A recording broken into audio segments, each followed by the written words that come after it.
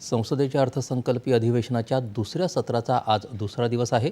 केंद्रीय गृहराज्यमंत्री नित्यानंद राय यांनी परदेशी स्थलांतर आणि परदेशी व्यक्ती संबंधित विधेयक 2025 लोकसभेच्या पटलावर मांडलं.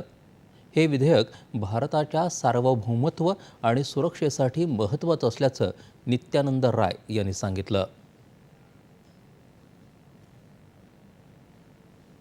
भारत में प्रवेश करने वाले और उससे निकास करने वाले व्यक्तियों की बाबत पासपोर्ट या अन्य यात्रा दस्तावेजों की अपेक्षा का उपबंध करने के लिए केंद्रीय सरकार को कतिपय शक्तियां प्रदान करने और वीज़ा तथा रजिस्ट्रीकरण की अपेक्षा सहित विदेशियों से संबंधित मामलों को भी नियमित करने के लिए तथा उनसे संसक्त या उनसे अनुषंगिक विषयों का उपबंध करने वाले विधेयक को पुनः स्थापित करने की अनुमति दी जाए.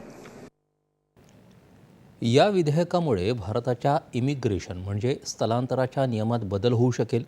एखाद्या परदेशी व्यक्तीकडून देशाच्या सुरक्षेला, सार्वभौमत्वाला किंवा अखंडतेला धोका असल्याची माहिती मिळाली तर त्याला देशात येण्याची परवानगी न देण्याची तरतूद या विधेयकात आहे.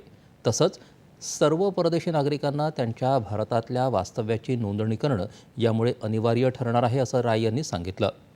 काँग्रेसचे खासदार मनीष तिवारी यांनी या विधेयकाला विरोध करत हे विधेयक मागे घेण्याची मागणी केली. तृणमूल काँग्रेसनं देखील विधेयकातील तरतुदींवर हरकती नोंदवत हे विधेयक संसदेच्या संयुक्त समितीकडं म्हणजेच JPCकडं पाठवण्याची मागणी केली. त्याआधी प्रधानमंत्री आवास योजनेचा चौथा टप्पा सुरू होत असून 2011च्या जनगणनेच्या आधारावर हा टप्पा सुरू केला जाईल, असं केंद्रीय कृषी मंत्री शिवराज सिंह चौहान यांनी सांगितलं.